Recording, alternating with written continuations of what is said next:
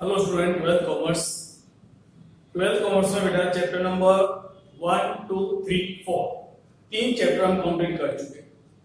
जिसमें फर्स्ट हमने पढ़ा था introduction of partnership form. Partnership form क्या होती है, final account of partnership form, एक पार्टनरशिप फॉर्म अपने फाइनल अकाउंट कैसे प्रिपेयर करती है।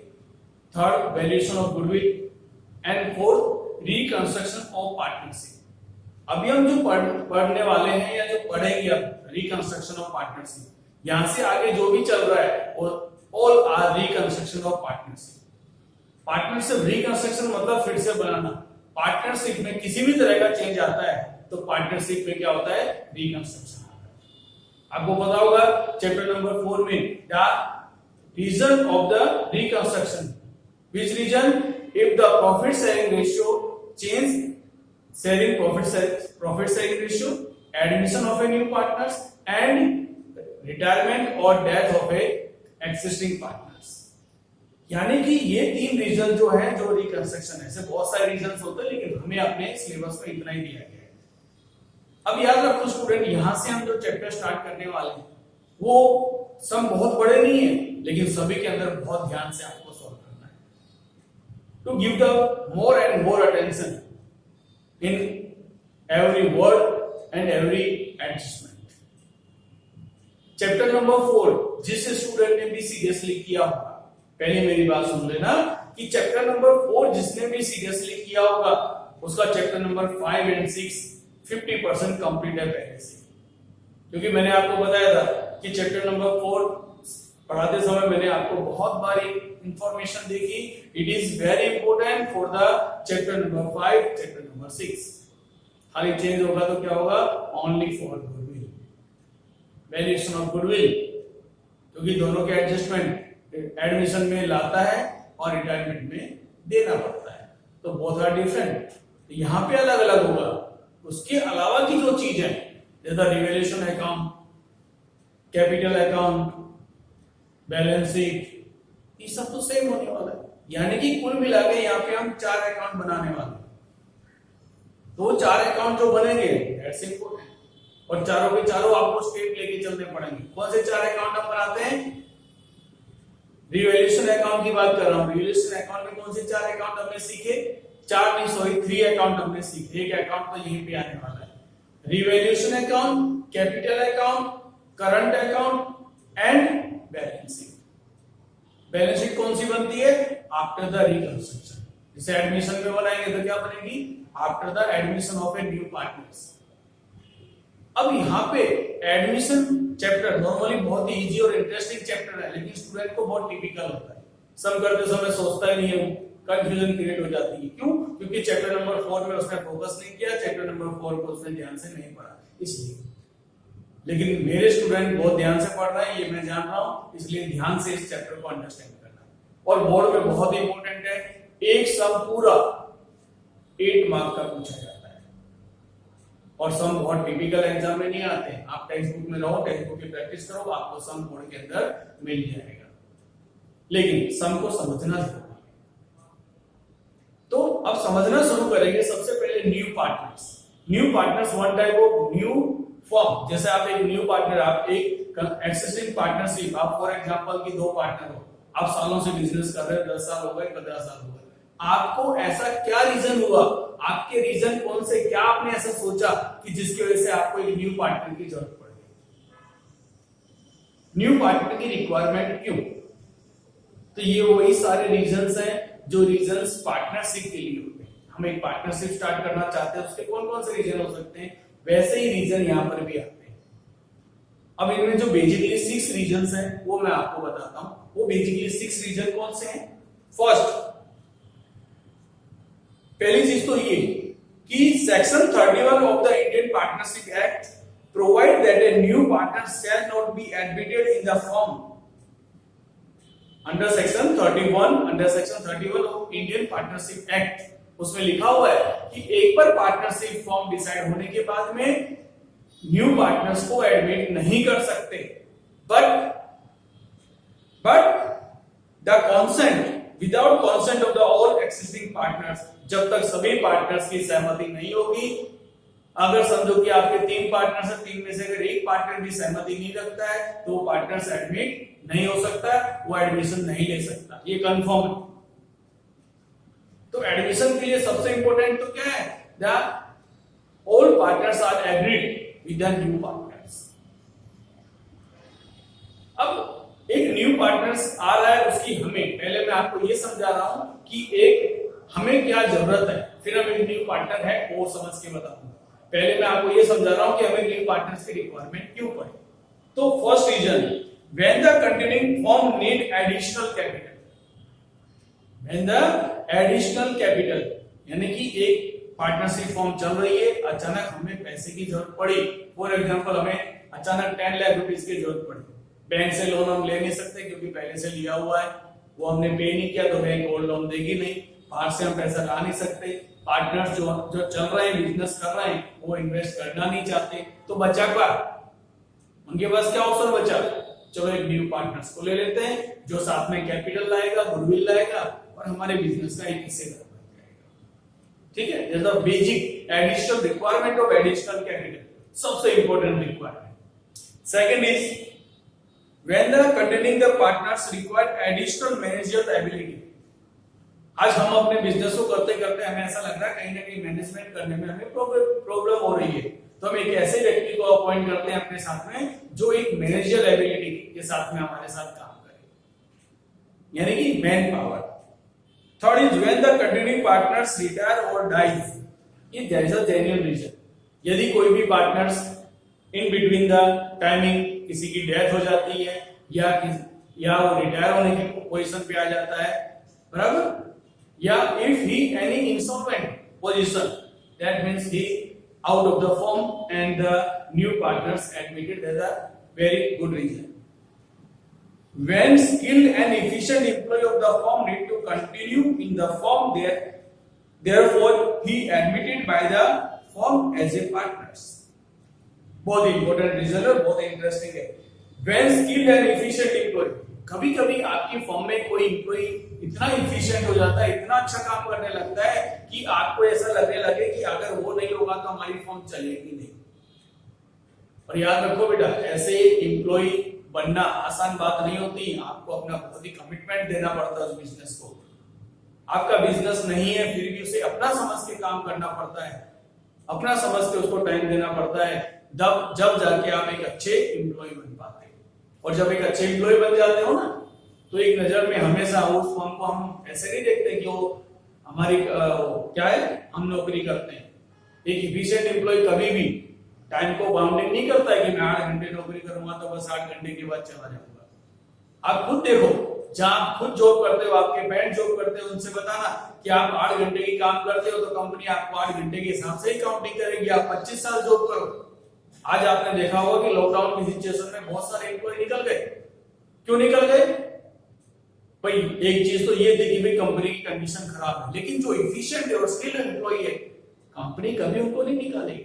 कंपनी लॉकडाउन की पोजीशन में भी उनको पेमेंट करके उनको पता है कि अगर हम यहां से जाते हैं तो हमारे पीछे कौन जवाबदार व्यक्ति है जो इस कंपनी की, इस फर्म की जवाबदारी ले सकता है। तो वो स्किल्ड और इफिशिएंट एम्प्लॉय ही होगा जिसने कभी भी अपनी जॉब के लिए टाइम को बाउंडिंग नहीं किया। तो आपको एक अच्छा एम्प्लॉय बनना है तो हमेशा जॉब करते समय टाइम को बाउंडिंग नहीं करो। कंपनी को जरूरत है 10 बजे तक बैठने की, 10 बजे तक बैठो, 11 बजे तक है तो 11 बजे तक बैठो। अगर ऐसा होगा, आपने अगर कंपनी को दिया तो मैं आपको लिख के देता हूं कि कंपनी आपके लिए कभी सोचेगी नहीं। आपने बोला मुझे इतना इंक्रीमेंट चाहिए, आपको चाहिए 5000, कंपनी आपको 7000 देगी। लेकिन अपना एफिशिएंट आपको दिखाना पड़ता है।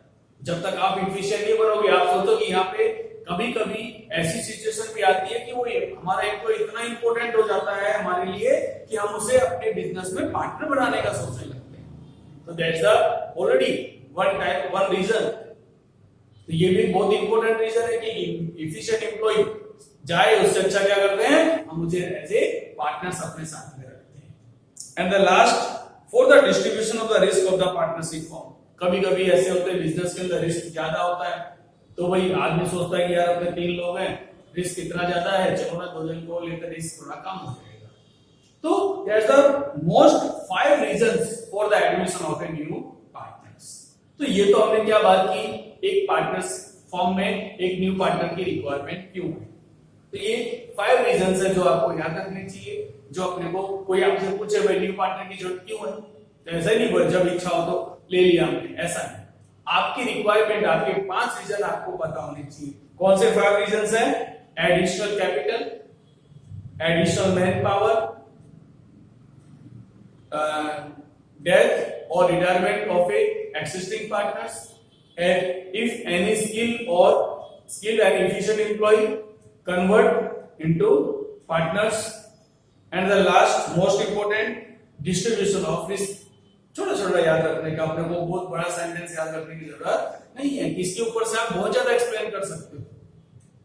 चलो अब बात करते हैं न्यू पार्टनर्स। फॉर एग्जांपल की एक फॉर्म है जिसके अंदर मुझे न्यू पार्टनर बनने के लिए चांस मिला। अब मेरा काम क्या होगा, कोई भी फर्म मुझे इनवाइट करती है, पेपर में बहुत सी ऐड पढ़ते होगे आप लोग कि भाई न्यू पार्टनर चाहिए हमें, तो न्यू पार्टनर चाहिए, दैट मींस एक रनिंग पार्टनर्स की जरूरत है। आप वहां जाते हो, बराबर, तो आपने क्या किया, पैसे दिए, चलो भाई आज से मैं आपका पार्टनर नहीं। तो सबसे पहले एक न्यू पार्टनर्स होने की हैसियत से आपका काम क्या है? सबसे पहले अगर मैं पार्टनर किसी फर्म में बनना चाहूंगा तो मैं क्या करूंगा, सबसे पहले उस फर्म के पास जाऊंगा और उस फर्म की बैलेंस शीट अपने हाथ में लेने का मतलब कि भाई मुझे अपनी बैलेंस शीट दिखाओ, आपकी फाइनेंशियल पोजीशन बताओ कि आप मुझे पार्टनर क्यों बनाना चाहते हो। भाई आप 10 साल से 20 साल से काम कर रहे हो, अच्छा बिजनेस ऑपरेट कर रहे हो, तो ऐसी तो क्या जरूरत पड़ गई आपको कि आपको आज इतने साल बिजनेस करने के बाद में एक न्यू पार्टनर की जरूरत पड़े। तो वो सबसे इंपॉर्टेंट चीज होती है कि आप उससे ये जाके सवाल करो, आपने क्वेश्चन किया, आपने बैलेंस शीट की। अब आप ये सोचोगे कहीं ऐसी पोजीशन तो नहीं है फर्म की कि कंपनी की एसेट्स कम है, लायबिलिटी ज्यादा हो गई, तो इसको पैसों की जरूरत पड़ गई है, तो मुझे पार्टनर बना रहा है। पता चलेगा कि एडमिशन होते ही पता चले कि ये कंपनी को डूब गई। इसीलिए जब भी कोई न्यू पार्टनर्स एडमिशन होता है तो मैं क्या करूंगा, फॉर्म में जाके पहले बैलेंस शीट लूंगा, उसको चेक करूंगा, उस कंपनी की, उस फर्म की फाइनेंशियल पोजीशन को चेक करूंगा और साथ में फिर ये देखूंगा कि अगर इस फॉर्म में मैं जाता हूं तो मुझे कितना प्रॉफिट या कितना लॉस होगा। भाई प्रॉफिट होगा तो ही आदमी सोचता है, कितना लॉस होगा ये जल्दी कोई सोचता नहीं है, क्योंकि लॉस ही होने वाला है तो फिर जाने की जरूरत क्या है। तो मुझे कितना मिलेगा, मैं इस फॉर्म में कितने लॉन्ग टाइम तक पार्टनर रह सकता हूं वो, क्योंकि पार्टनरशिप याद रखना, पार्टनरशिप एक ऐसा रिलेशनशिप है जो पहले ही दिन आपको पार्टनरशिप डीड जब मैंने समझाया था, एक्सप्लेन किया था, तो ये बताया था कि पार्टनरशिप डीड अपने आप में एक ऐसा रिलेशन है जो पहले ही दिन ये डिसाइड हो जाता है कि partnership form in the future जब कभी भी बंद होगी तो कैसे बंद होगी, उसकी प्रोसीजर भी पहले ही डिसाइड होती है। तो दुनिया की कोई पार्टनरशिप इतनी लंबी चली नहीं है, कभी ना कभी तो खत्म होती है। हम नहीं खत्म करेंगे तो हमारे बच्चे खत्म करेंगे। दैट मींस कहने का मतलब चले तो सबसे बेस्ट है। पार्टनरशिप याद रखना हमेशा डिपेंडेंट होनी चाहिए। जो डिपेंडेंट पार्टनरशिप होती है वही चल पाती है, जो इंडिपेंडेंट पार्टनरशिप होती है वो कभी चलती नहीं है। ये मेरे पर्सनल व्यू है, आप लोग ज्यादा इस चीज पे ध्यान मत दो कि कोई पार्टनरशिप डिपेंडेंट का मतलब, फॉर एग्जांपल मैं अब अपने कोचिंग की बात करता हूं, समझो कि एक अकाउंट का टीचर, एक स्टेट का टीचर। अब मैं स्टेट नहीं पढ़ा सकता, मैं अकाउंट पढ़ा सकता हूं, स्टेट नहीं पढ़ा सकता, वो स्टेट नहीं पढ़ा सकता अकाउंट। हमारी पार्टनरशिप में कभी डिस्टर्बेंस नहीं आएगा क्योंकि हम एक दूसरे पे डिपेंड है। वो पढ़ाएगा तो उसका सब्जेक्ट मैं पढ़ाऊंगा अपना सब्जेक्ट, लेकिन अगर वो भी दोनों सब्जेक्ट लेता हूं, मैं भी दोनों सब्जेक्ट लेता हूं, तो हमारी पार्टनरशिप कब खत्म हो जाएगी भरोसा नहीं। डिपेंडेंट का मतलब ये होता है, बराबर, डिपेंडेंट का मतलब कि हम दोनों कंप्यूटर दोनों मिलेंगे तो ही क्लास चलेगा, नहीं तो नहीं चलेगा, ऐसा होना चाहिए पार्टनर्स के बीच में। और इंडिपेंडेंट कब चलता है, जब म्यूचुअल अंडरस्टैंडिंग होती है तब। और बिजनेस, ये पार्टनरशिप एक म्यूचुअल अंडरस्टैंडिंग का ही मिरर है। अगर आप देखना चाहो पार्टनरशिप फॉर्म, तो जहां जहां ऑपरेट है वहां पे देख लो आप। पार्टनरशिप तभी चल पाती है जब दोनों एक दूसरे से पूरी तरह से ट्रांसपेरेंट हो, नो एनी ट्रांजैक्शंस, कोई ट्रांजैक्शन सेपरेट ना हो, बराबर। तो बहुत ध्यान रखना पड़ता है। अब जैसे मैं एक न्यू फॉर्म में जाऊंगा एडमिशन के लिए, तो सबसे पहले उसकी बैलेंस शीट लूंगा और उसकी जितनी भी एसेट्स एंड लायबिलिटीज हैं, all assets and liabilities are free value. सबसे पहला काम क्या होगा, उसकी सभी एसेट्स और लायबिलिटीज को मैं क्या करूंगा, रीवैल्यू करूंगा, जो हमने चैप्टर नंबर 4 में सीखा है। चैप्टर नंबर 4 में क्या सीखा है, रीवैल्यूएशन अकाउंट। क्या सीखा है, रीवैल्यूएशन अकाउंट। तो रीवैल्यूएशन अकाउंट क्या बताता है, revaluation of the assets and liability. तो सबसे इंपॉर्टेंट चीज हमने सीखी। तो एडमिशन के अंदर अब जब कोई पार्टनर्स एडमिशन होता है तो उसमें कुछ नेसेसरी अकाउंट्स बनाने पड़ते हैं। अब हम अकाउंट की तरफ जा रहे हैं। हमने देख लिया कि जब new admission of a new partner क्या होता है, कौन कौन से रीजन की वजह से, बराबर, which type of reason for the admission of a new partners, कौन से रीजन होने चाहिए। एज ए न्यू पार्टनर्स आप क्या करोगे, किसी फॉर्म में जाओगे तो, बराबर कि नहीं। और जब भी कोई न्यू पार्टनर जाता है तो कंपनी उससे क्या मांगती है, कैपिटल। क्या मांगती है, कैपिटल। लेकिन कैपिटल के साथ साथ में गुडविल भी मांगती है। गुडविल किस बात का होता है, गुडविल दैट मींस, आज फॉर एग्जांपल मैं एक फर्म चला रहा हूं जिसमें हम 3 पार्टनर काम कर रहे हैं, 20 साल से काम कर रहे हैं और हमारा मार्केट में नाम है, हमारी मार्केट में गुडविल है। लेकिन जो न्यू पार्टनर हमारे साथ एडमिशन लेने वाला है, उस पार्टनर ने हमारे बिजनेस के लिए क्या मेहनत की है, किया है कुछ उसने, नहीं, वो तो आज ज्वाइंट होने वाला है। तो जो आज पर्सन ज्वाइंट होने वाला है तो उसको हमारे 20 साल का क्रेडिट एक साथ मिलने वाला है। आज से पहले कुछ रूल्स हुआ करते थे कि भाई कैपिटल तो कंपल्सरी आपको लाना ही पड़ेगा, लेकिन गुडविल है तो ठीक है, नहीं तो चलेगा। लेकिन आज की तारीख में आफ्टर द 2014 अमेंडमेंट ऑफ 2013 के बाद एक न्यू अमेंडमेंट आया जिसके अंदर बताया गया कि कंपल्सरी पार्टनर्स को कैपिटल एंड गुडविल लाना ही पड़ेगा, कोई ऑप्शन ही नहीं है उसका। अगर वो गुडविल नहीं ला सकता है तो उसकी कैपिटल में से निकाल देंगे, पर गुडविल दोनों लाना पड़ेगा अगर उसे पूरे फॉर्म में प्रॉफिट शेयर चाहिए तो। आप ओनली गुडविल लाते हो तो आपको प्रॉफिट लॉस में से हिस्सा मिलेगा, फॉर्म में से हिस्सा नहीं मिलेगा, याद रखना।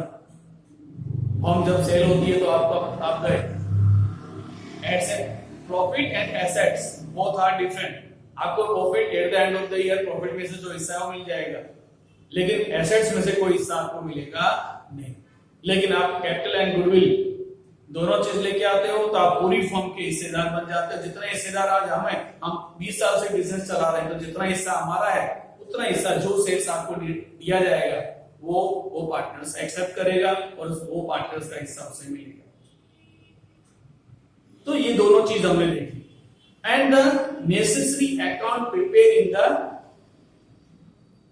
Book of admission of a new partners. तो नेसेसरी अकाउंट कौन से होते हैं,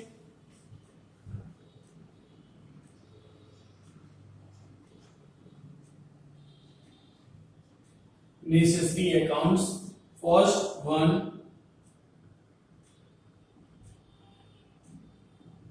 revaluation account, second is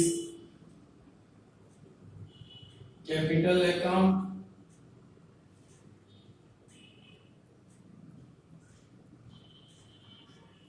अब कैपिटल अकाउंट और करंट अकाउंट दोनों कभी नहीं बनते, ठीक है ना। या तो कैपिटल अकाउंट बनेगा या करंट अकाउंट बनेगा। ओनली कैपिटल अकाउंट कब बनता है, जब फ्लैक्चुएटिंग कैपिटल मेथड दी गई है। अब आपको पता कैसे चलेगा फ्लैक्चुएटिंग कैपिटल मेथड है, क्योंकि करंट अकाउंट का बैलेंस हमने दिया ही नहीं होगा। जब करंट अकाउंट का बैलेंस ना दिया हो समझ जाने का फ्लैक्चुएटिंग कैपिटल अकाउंट मेथड है, और करंट अकाउंट दिया गया हो तो फिक्स कैपिटल है, बराबर, दो में से कोई एक बनेगा। फिर cash account and for this balance।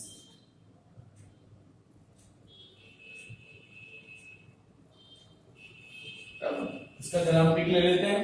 इतने अकाउंट आपको हर सम में बनाने पड़ेंगे, हर सम में सॉल्व करने पड़ेंगे। एक सम का फिक्स फॉर्मेट है, फिर से मैं आपको एक्सप्लेन करूंगा, समझाऊंगा कि इस फॉर्मेट में क्या क्या आ सकता है। उतना अपने को ध्यान देना है और अच्छे से अंडरस्टैंड करना है।